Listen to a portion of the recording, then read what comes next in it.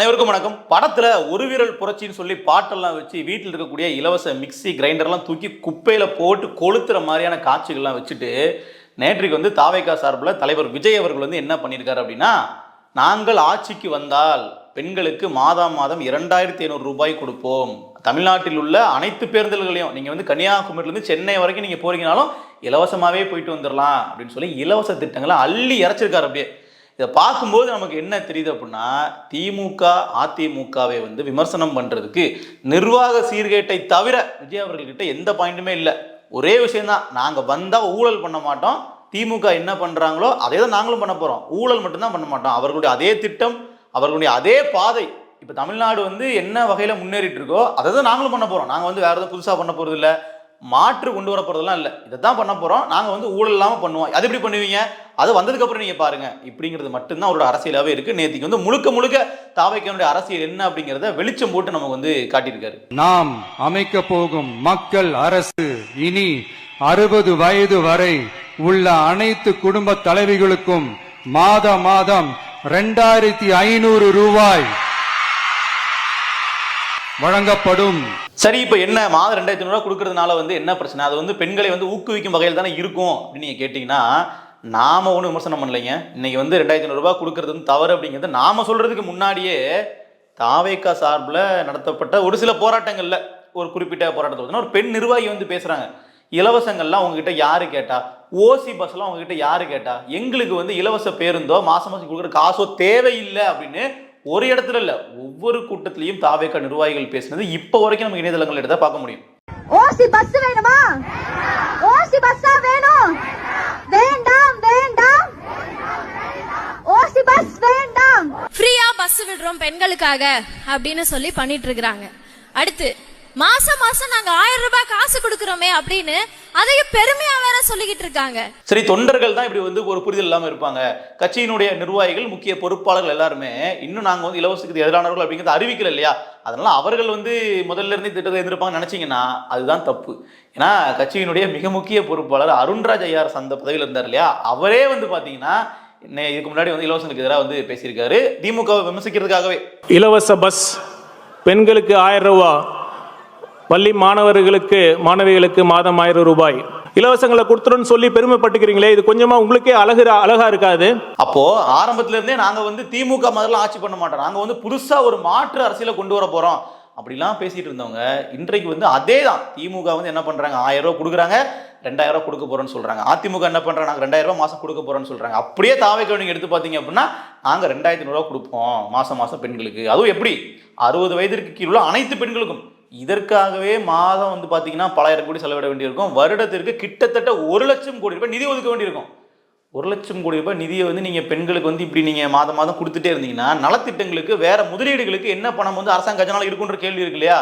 அதற்கெல்லாம் தாவேக்காவுக்கு பதில் சொல்ல முடியுமானா வாய்ப்பு இல்லை. ஏன்னா இப்போவே அரசாங்கம் வந்து 1 லட்சம் கோடி டெபிசிட்ல போயிட்டு இருக்கு, 1 லட்சம் கோடி கடன் வாங்கிட்டு இருக்காங்க. அப்போ இதை வந்து மீட்டெடுக்கிறதுக்கு புதுசாக நாங்கள் ஒரு தொழில் தொடங்குவோம், ஒரு தொழில் வாய்ப்பு ஏற்படுத்துவோம் அப்படின்னு பண்ணுவாங்களான்னு பார்த்தீங்கன்னா இல்லை. நாங்கள் இலவசங்களே கொடுப்போம், 6 சிலிண்டர்கள் கொடுப்போம். எடப்பாடி 3 சொன்னார் இல்லையா, இங்கே நாங்கள் வந்து பார்த்தீங்கன்னா 6 சிலிண்டர் கொடுப்போம். எல்லாமேங்க அதிமுக திமுக என்ன சொல்லியிருக்காங்களோ அதெல்லாம் விட ஒரு படங்கு அதிகமாக. ஏன், அப்போ தான் நமக்கு ஓட்டு போடுவாங்க அப்படிங்கிறது.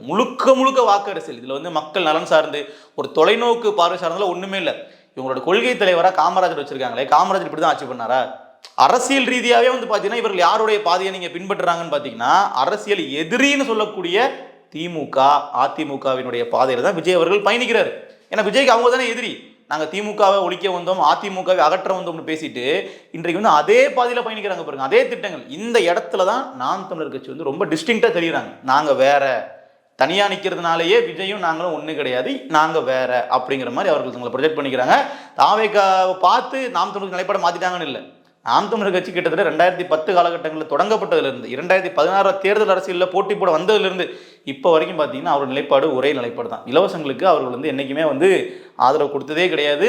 இன்னும் சொல்லப்போனால் இலவசமாக இருக்க வேண்டியது உணவு, குடிநீர், மருத்துவம். இதுதான் இலவசமாக இருக்கணும், தரமாக இருக்கணும், எல்லாருக்கும் சமமாக இருக்கணும். இப்போ இன்றைக்கும் அரசு மருத்துவமனை இருக்குது, இன்றைக்கும் அரசு பள்ளிகள் இருக்குது, அரசு கல்லூரிகள் இருக்குது. அங்கெல்லாம் வந்து பார்த்தீங்கன்னா கல்வி இலவசம் தான், மருத்துவம் இலவசம் தான். ஆனால் தரமாக இருக்கா, அனைவருக்கும் சமமாக இருக்கா அப்படின்னு பார்த்தீங்கன்னா இல்லை. ஒரு அரசு பணியாளர், ஒரு அரசு ஆசிரியர் தன்னுடைய மகனை வந்து அரசு பள்ளியில் தான் படிக்க வைக்கணும். ஒரு சட்டமன்ற உறுப்பினர் தன்னுடைய மகனை மகளை அரசு பள்ளியில் தான் படிக்க வைக்கணும், அரசு மருத்துவமனையில் தான் ட்ரீட்மெண்ட் எடுக்கணும் முதலமைச்சருக்கு உடம்பு சரியில்லைனாலும் அப்பல்லோக்கோ காவிரிக்கோ போய் படுக்கக்கூடாது, அரசு மருத்துவமனை தான் ட்ரீட்மெண்ட் எடுக்கணும்னு சொல்லி நாங்கள் சட்டம் இயற்றுவோம்னு சொன்னது சீமான் அவர்கள், நாம் தமிழர் கட்சியினுடைய நிலைப்பாடு. அப்போ இதற்கு மக்கள் ஆதரவு தெரிவிக்கணுமா, இல்லை ஏற்கனவே இப்போ இருக்கிற மாதிரி வந்து பார்த்தீங்கன்னா இலவசங்களை கொடுத்துட்டு யார் அதிகமாக கொடுக்குறாங்களோ அங்கே ஓட்டு போடலாம் அப்படிங்கிற மைண்ட் செட்டில் மக்கள் ரெடி பண்ணணுமா?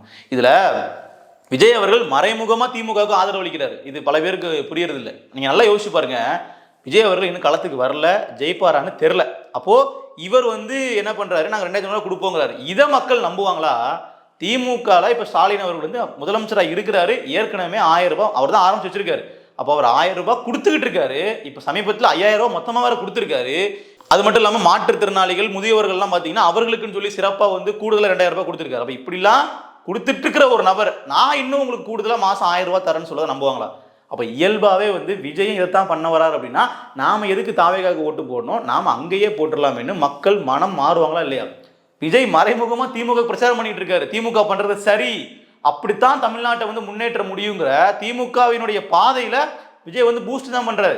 அதே தான் நாங்களும் பண்ண போறோம், ஆனால் நாங்கள் கூடுதலாக பண்றோங்கிறாங்க. மக்கள் என்ன பண்ணுவாங்க, நீங்க ஆட்சிக்கு வரமாட்டேன், நாங்கள் அங்கேயே போட்டுக்கிறோம்னு போயிடுவாங்க. இவர் வந்து மக்கள் அங்கிருந்து வெளியே கொண்டு வரல, இவருடைய ஆதரவாளர்களே அந்த பக்கம் தள்ளுற வேலையை தான் பாக்குறாருங்கிற பார்வை நமக்கு இருக்கு. நேற்று அறிவிச்ச திட்டங்கள் மூலமா இது மட்டும் இல்ல, பெண்களுக்கு வந்து பாத்தீங்கன்னா திருமணம் வந்துச்சு அப்படின்னா நாங்க 8 கிராம் தங்கம் கொடுப்போம். ஏற்கனவே தாலிக்கு தங்கம் கொண்டு திட்டம் தான், அது அப்படியே வேற பேர்ல சொல்றாங்க. அதே மாதிரி வந்து புதுசா பிறக்கக்கூடிய குழந்தைகளுக்கு ஒரு மோதிரம் போடுவோம். இது எல்லாமே இதெல்லாம் எதை நீங்க ஊக்குவிக்கணும்னு நினைக்கிறீங்க? நேரடியாக மக்கள் கிட்ட தங்கத்தை கொடுத்து அவர்களுக்கு வந்து ஒரு பெரிய அளவுல ஒரு கவர்ச்சிகரமான திட்டம்ன்றதுனாலயா? நீங்க தாவேக நிர்வாகிகளே பேசுவாங்க, இலவசங்கள் வேண்டாம், எங்களுக்கு வந்து நீங்க எங்களுடைய வாழ்வாதாரத்தை மேம்படுத்துங்க அப்படிங்கிற ஒரு மாற்று சிந்தனை உள்ள நபர்கள் தான் இளைஞர்கள். இளைஞருடைய வாக்குகளை மட்டும் எப்பயுமே பார்த்தீங்கன்னா இலவசங்களை கொடுத்து கவர் பண்ண முடியாது. வீட்டில் இருக்கிற பெரியவங்க வேணா என்ன பண்ணலாம், 1000 ரூபாய் மாதம் கிடைக்குது, ஒரு வீட்டில் இருக்கக்கூடிய முதியவர்கள் வந்து பார்த்தீங்கன்னா நமக்கு 2000 ரூபாய் கிடைக்குது, நம்ம வந்து விஜய்க்கு ஓட்டு போடணும்னு நினைக்கலாம் இந்த திட்டங்கள் மூலமா.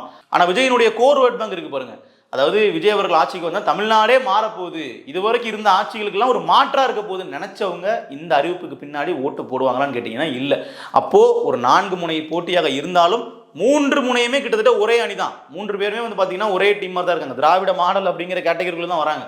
இங்கே தமிழ் தேசியம் அப்படின்னு பேசக்கூடிய நாம் தமிழர் கட்சி மட்டும்தான் தனித்துவமான திட்டங்களை முன்வைக்கிறாங்க.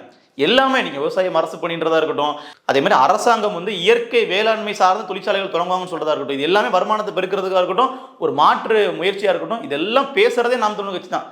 ஏதோ ஒரு எலெக்ஷனுக்காக வாக்கு வாங்குறதுக்காக சொல்லலை, இதை வச்சுதான் அவர்கள் வந்து இவ்வளவு வாக்குகள் வந்து இத்தனை ஆண்டுகளா சேர்த்திருக்காங்க. அப்போ மறுபடியும் வந்து பாத்தீங்கன்னா மாற்று அரசியலுக்கான ஸ்பேஸ் வந்து நாம் தமிழர் கட்சிக்கு தான் இருக்குன்றது யாராலும் மறுக்க முடியாத உண்மை. அப்புறம் விஜய் பேசினதுல வந்து பாத்தீங்கன்னா அந்த பேனிக் பட்டன் வந்து எல்லா பஸ்லையும் நாங்கள் வைப்போம், மகளிர் சுய உதவி குழுவுக்கு வந்து 5 லட்சம் ரூபாய் வட்டி இல்லாத கடன் கொடுப்போம், இதெல்லாம் உண்மையில் நல்ல திட்டங்கள் தான், இதெல்லாம் பாராட்டத்தக்கது, இதெல்லாம் ஃபைன். அதுக்கப்புறம் வந்து பெண்களுடைய பாதுகாப்புக்காக வந்து வேலு நாச்சியார் படை வந்து நாங்கள் கட்டுவோம், போலீஸ்க்கு வந்து சிறப்பு பெண்களுடைய போலீஸ் நாங்கள் உருவாக்குவோம் டீம், ஃபைன், நல்ல விஷயம் தான். ஆனால் இது மாதிரி திட்டங்கள் தான் வந்து நாம் தமிழர் கட்சியினர் வந்து சொல்லும் பொழுது நாங்கள் வந்து கிரிமினல் ப்ரிவென்ஷன் ஆஃப் ஒரு டீம் அங்கே வச்சுருப்போம். நாங்கள் தவறு நடக்கிறதுக்கு முன்னாடியே தடுக்கிறதுக்கான ஒரு காவல் படை உருவாக்குவோம்னு சொல்லும்போது, நெய்தல் படை நாங்கள் வந்து அமைப்போம்னு சொல்லும் போதெல்லாம் கலாய்ச்சிட்டு இருந்த நபர்கள் தான் வந்து தாவேகவினர். இன்னைக்கு வந்து அவர்களே நாங்களும் அது மாதிரி ஒன்று பண்ணுவோம்னு சொல்றதுங்கிறது ஓகே, பாராட்டத்துக்கு, அதில் ஒன்றும் மாற்றுக்கிறது இல்லை. அதே சமயத்தில் அஞ்சலை அம்மாள் விரைவு நீதிமன்றம் அமைப்போம், அதில் வந்து பார்த்தீங்கன்னா பெண்களுக்கான குற்றங்களுக்கெல்லாம் விரைவாக நீதி வழங்கப்படும் அப்படின்னு சொல்றாரு இல்லையா? இது எப்படி எந்த அடிப்படையில் இதை பண்ணாங்கன்னு தெரியல. ஏன்னா ஜுடிஷியரி அப்படிங்கிறது ஒரு தனி அமைப்பு, அது வந்து பிரைம் மினிஸ்டரே நினைச்சாலும் அதெல்லாம் மாற்றங்கள் கொண்டு வர முடியாது இல்லையா? இவர்களால் பில் தான் பாஸ் பண்ண முடியுமே தவிர அதற்கான முடிவை வந்து உச்சநீதிமன்றம் தான் எடுக்கணும். அப்போ இவர்கள் எப்படி அதை பண்ணுவாங்கன்னு தெரியல. அதுதான் பல பேர் கேள்வி கேட்குறாங்க, விஜய் எப்படி இதை பண்ண முடியும், விஜய் நாளைக்கு முதலமைச்சர் ஆனால் கூட இதெல்லாம் பண்ண முடியாது, அவருடைய வரம்பிற்குள் இது வராதே, அப்புறம் எப்படி ஒரு நீதிமன்றத்துக்கு வந்து ஒரு பெயரை வைக்க முடியும், அது தனிப்பட்ட முறையில் இயக்க முடியும் அப்படிங்கிறது ஒரு கேள்விக்குறி. இதே மாதிரி அதற்கு முன்னாடி விஜய் அவர்கள் பேசின கூட்டத்திலையுமே வந்து போலீஸ்லையுமே வந்து பார்த்தீங்கன்னா ஒரு ஆண் ஐபிஎஸ் பெண் ஐபிஎஸ்ங்கிற மாதிரி நாங்கள் கொண்டு வரோம்னு சொல்லி பேசினார் இல்லையா? அதுவே வந்து பல கட்ட விமர்சனம் பண்ணப்பட்டுச்சு. அது வந்து மத்திய அரசாங்கத்தினுடைய வரம்புக்குள்ள உட்பட்டது, நம்ம எப்படி இதை பண்ண முடியும், விஜய் எப்படி அதுக்கான அறிவிப்புலாம் கொடுக்குறான்ட்டு கேள்வி வந்துச்சு. இன்னைக்கு அதே மாதிரி வந்து நீதிமன்றத்திலையும் வந்து பார்த்தீங்கன்னா ஒரு மாற்றம் கொண்டு வர போகிறோம், புதுசாக ஒரு நீதி அமைப்பை நாங்கள் கொண்டு வர போகிறோம்னு சொல்லி பேசிட்டு இருக்காங்க. இதுவும் வந்து சாத்தியமே இல்லாத ஒன்று அப்படிங்கிறது நம்ம சுட்டி காட்ட வேண்டியது. அதுக்கப்புறம் இலவச பேருந்து, இந்த இலவச பேருந்துங்கிறது திமுக கொண்டு வந்த திட்டத்தை வந்து பார்த்தீங்கன்னா மக்கள் பெரிய அளவில் முழுசாக ஏற்றுக்கல. பல பெண்கள் வந்து எங்களுக்கு முன்னாடி கூட நாங்கள் ஒரு 5 ரூபாய் 6 ரூபாய் டிக்கெட் எடுத்து போனாலும் கூட சுயமரியாதையோட போயிட்டு வந்தோம். இன்னைக்கு வந்து டிரைவர் வந்து நிப்பாட்ட மாட்டேங்கிறாரு, கண்டக்டர் வந்து மரியாதை நடத்த மாட்டேங்கிறான்னு சொல்லி எக்கச்சக்கமான கம்ப்ளைண்ட் இருக்குன்றது ஒரு பக்கம். அதையும் தாண்டி திமுக கொண்டு வந்த திட்டத்தில் இருக்கக்கூடிய ஒரு விஷயங்கிறது வேலைக்கு போற பெண்கள் ஒரு மாதம் வந்து பார்த்தீங்கன்னா டெய்லியும் பஸ்ஸுக்கே வந்து ஒரு 2000 3000 செலவு பண்ணுறாங்க, 1000 ரூபாய் செலவு பண்ணுறாங்கன்னா அது மிச்சப்படட்டும் அப்படின்றதுக்காக லோக்கல் பஸ்ஸில் மட்டும் என்ன பண்ணாங்க, இலவசமாக கொண்டு வந்தாங்க. அதில் வந்து பெரிய அளவில் நமக்கு உடன்பாடு இல்லைனாலும் அதில் ஒரு காரணம் இருக்குது இதுக்காக கொண்டு வந்தோம்னு சொல்லி. நீங்கள் தமிழ்நாடு முழுக்க இலவசமாக போயிட்டு வரலான்னு திட்டம் எதுக்குங்க? இப்போ சென்னையிலேருந்து ஒருத்தர் கன்னியாகுமரி போறாரு, மதுரை போறாருன்னா வேலை நிமித்தமா போவாரா?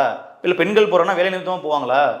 அதுவும் பெண்களுக்கு மட்டும்தான் இலவசம். அப்போ ஒரு குடும்பமா ஒரு நிகழ்ச்சிக்கு போறதுக்கோ, ஒரு ஃபங்க்ஷன் போறாங்க, ஒரு ஃபெஸ்டிவல் போறாங்க, இப்படி போனா தானே இந்த மாதிரி போவாங்க. இதனால எப்படி ஒரு தொழில் வளர்ச்சி மேம்படும், இல்லை இதனால எப்படி இந்த நாட்டினுடைய பொருளாதார மேம்படும் ஒரு காரணம் இருக்கு இல்லையா?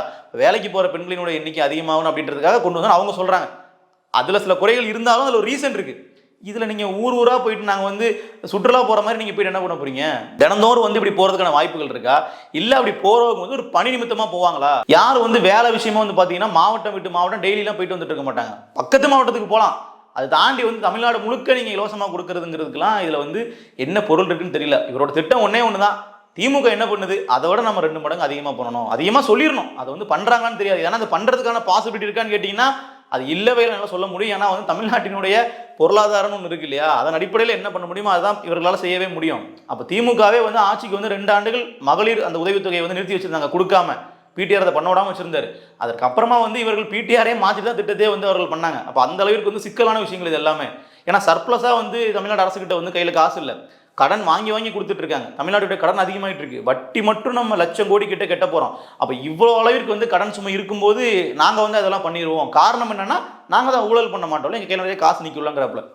அப்படி கிடையாது. உங்க கட்சியில வந்து போஸ்டிங் போடுறதுக்கே பணம் வாங்கிட்டு தான் போடுறாங்கன்னு நம்ம சொல்லல, உங்க கட்சி நிர்வாகிகள் சொல்றாங்க. புஷி ஆனந்த் பணம் கேட்கிறாரு, அவர்கள் பணம் கேட்கறாங்க, காசு வாங்கிட்டும் போஸ்டிங் போடலன்னு கதறக்கூடிய நிர்வாகிகள் நம்ம காதுல கேட்க முடியுது. அப்ப விஜய் ஒருத்தர் மட்டும் நல்லவராக இருந்தால் அதை அமைக்க முடியாது. அந்த கட்சியில உள்ள அத்தனை பேரும் ஊழலற்ற நிர்வாகம் பண்ணாதான் நீங்க சொன்ன ஆட்சி அமையும். அதற்கான சாத்தியக்கூறுகள் இப்போ வரைக்கும் தென்படுதுன்னா தென்படலை.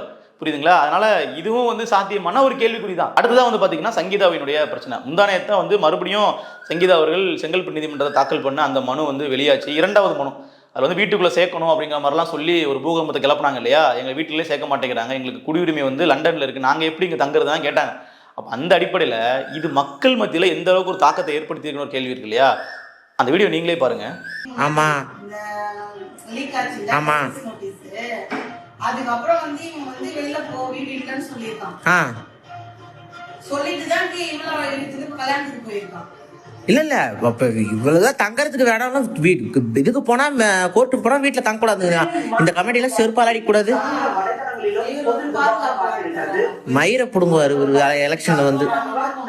அதுதான் நினைக்கிறேன் நானும். தான் இன்னைக்கு மக்களோட மனநிலை. சங்கீதா அவர்கள் வந்து யாருனே மக்களுக்கு பெரிய அளவில் தெரியாதுதான், விஜய் அவர்களை தான் தெரியும். சங்கீதா அவர்கள் விஜயனுடைய மனைவியாக தான் மக்களுக்கு தெரியும். ஆனா நியாயம் யார் பக்கம் இருக்கு, யார் சொல்றது சரியா இருக்குன்றத புரிஞ்சு இன்னைக்கு வந்து மக்கள் எந்த ஸ்டாண்ட் எடுத்திருக்காங்கன்றதுக்கு இது சரியான ஒரு உதாரணம்.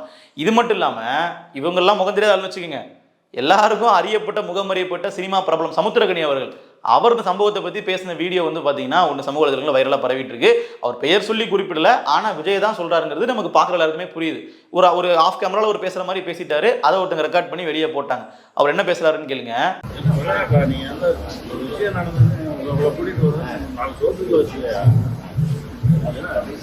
யாரை பழி வாங்குறீங்க?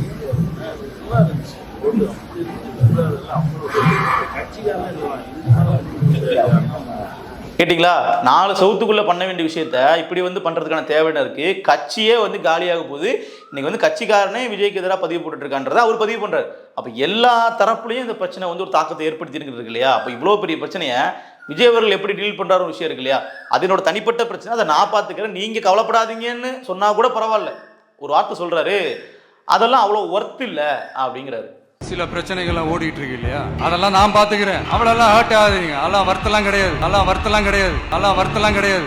எப்படி இருக்கு அப்படின்னா, ஏற்கனவே வந்து எரியக்கூடிய நெருப்புல எண்ணெயை ஊத்துற மாதிரி இருக்கு. பல பெண்கள் வந்து பாத்தீங்கன்னா இவர் இன்னுமே சீரியஸா எடுத்துக்கலையே, இதை தான் பண்றது தவறு அப்படிங்கிறதே உணரலையே, இல்ல அதுக்கான ஜஸ்டிபிகேஷனும் கொடுக்கலையே, என்ன பண்றாரு அப்படின்றத புரியாம அந்த பெண்கள் வந்து இன்னும் மனதில் ரொம்ப ஹர்ட் ஆகுறாங்க. முக்கியமா வந்து பெண் ஃபேன்ஸ் தான். அப்ப ஆண்களும் வந்து இதுல ஒரு கேள்வி கேட்கறாங்க, அதெல்லாம் தனி.